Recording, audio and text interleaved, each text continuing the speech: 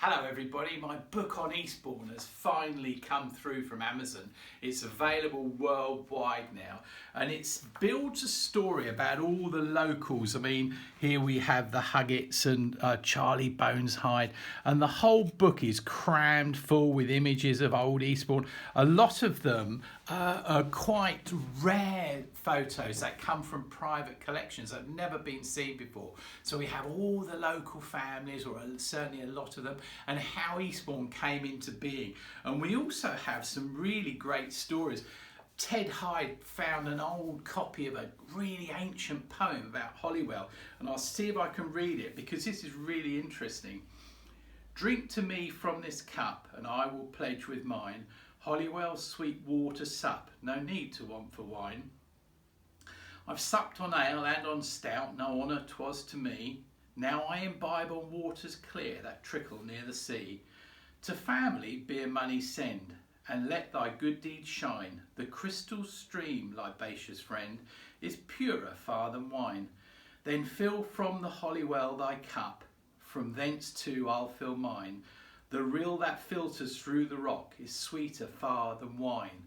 And Holywell is a really important part of Eastbourne. It's one of the reasons why Eastbourne's there.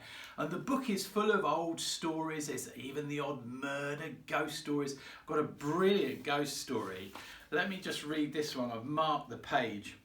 Now there's a few ghost stories. Eastbourne is full of ghostly goings on. One of the most famous was that of Molly Dowling. Molly ran a sweet shop just off the seafront, along where Fusadi's Cafe is today. She made a small income from boiled sweets, selling them to sailors, fishermen and tourists along the seafront. But it was after she died in 1864 that everybody knew her name.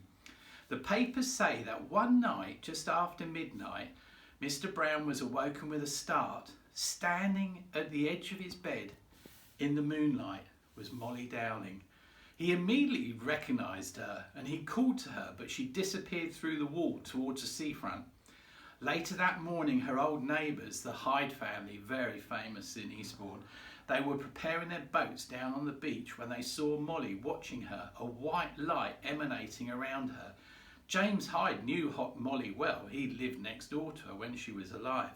But when they moved closer to her, frozen to the spot, she suddenly burst into flames and disappeared.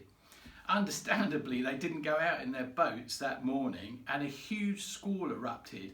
They always believed that Molly had saved their lives.